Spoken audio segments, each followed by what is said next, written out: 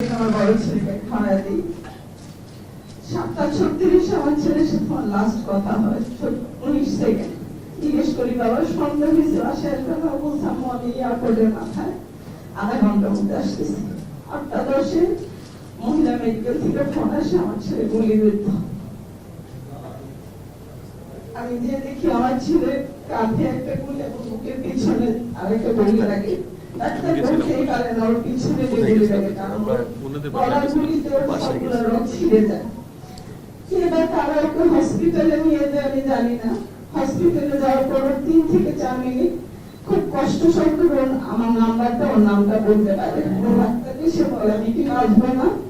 3-4 বার ডাক্তারকে প্রশ্ন করার পর সে শুধু বলে আমার আম্মুকে একটু ফোন দেন, আমার আম্মু আসলে ঠিক হয়ে যাবো। আমি যে আমার ছেলেকে আর পাই না। তখনই আমার ছোট ছেলে হালকা অসুস্থ ছিল। আগস্টের 9 তারিখে আমি পিজিতে ওকে ভর্তি করি। অনেক পরীক্ষা নিরীক্ষার পর আগস্টের 19 তারিখে ওর লং ক্যান্সার ধরা পড়ে এবং সেটা 3rd স্টেজে ছিল। অলরেডি তার 12টা কেমো কমপ্লিট করছি এবং 33টা রেডিও কমপ্লিট করছি। আলহামদুলিল্লাহ ওর কাছে আগের চেয়ে অনেক সুস্থ। 18 তারিখে মার্চের 18 তারিখে 17 রোজায় ওরা কেটে দিবে। আমার আগে ইচ্ছা ছিল 7 তারিখে ওর সার্জারিটা করার, কিন্তু রকম মারা যাওয়ার তো শারীরিকভাবে একটু দুর্বল হয়ে যায়। কালকে ওর সার্জারি সবাই আমার ছেলের জন্য দোয়া করবেন। আমরা বিএনপি পরিবার আমার কাছে যেভাবে দাঁড়াইছে সেটা আমি বলেও আপনাদেরকে বিশ্বাস করতে পারবো না। আমাকে আর্থিকভাবে সহযোগিতা করছে, আমার মনোবল শক্ত করছে এবং আমাকে যতটুকু সাপোর্ট দেওয়া দরকার তার চেয়ে অধিক সাপোর্ট দিচ্ছে। আমি ওনাদের ঋণ কোনোভাবেই শেষ করতে পারবো না। আমি আমার মনের অন্তঃস্থল থেকে তারেক রহমানকে ধন্যবাদ জানাই, তার পরিবারের জন্য দোয়া করি, তার মার জন্য দোয়া করি।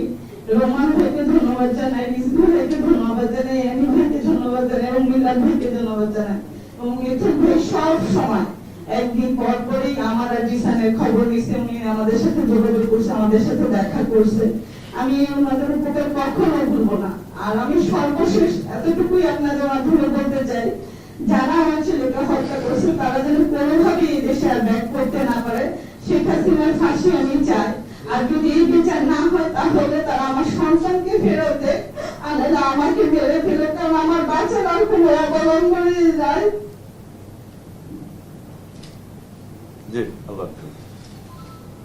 সবাই আমার ছেলেদের জন্য দোয়া করবেন। আসসালামু আলাইকুম।